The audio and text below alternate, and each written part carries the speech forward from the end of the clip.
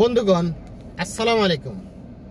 কথা বলতেছি বাহরাইনের রাজধানী মানামা বাঙালি গলি থেকে। এই যে দেখতেছেন, এটা যেন একটা ছোটখাটো একটা বাংলাদেশ। এই যে মানুষগুলো এখানে সব ডিউটি শেষ করে রাত্রে বাজার করার জন্য আসছে। এটা পুরোটাই বাংলাদেশিদের, বাঙালি গলি বাংলাদেশিদের দখলে। কেউ কিনতেছে, কেউ বিক্রি করতেছে। এই যে দেখতেছেন, একেবারে খুবই সুন্দর লাগতেছে আমার কাছে। মনে বড় উৎফুল্ল জাগলো এই কারণে যে ছোটখাটো একটা বাংলাদেশ এখানে।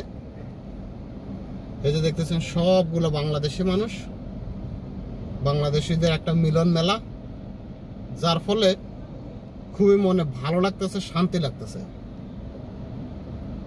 ঠিক একই রকম বাহরাইনের দ্বিতীয় রাজধানী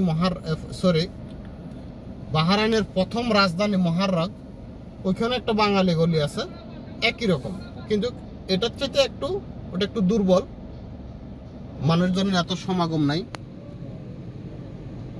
এই যে দেখতেছেন, সবগুলো মানুষ, কেউ কিনে বেচা করতেছে, কেউ লইতেছে, সবাই আমাদের বাংলাদেশি মানুষ, বাংলাদেশিদের দোকান, বাংলাদেশি ক্রেতা। এবং এখানে যতগুলো শাকসবজি বা ফলমূল বিশেষ করে বাংলাদেশ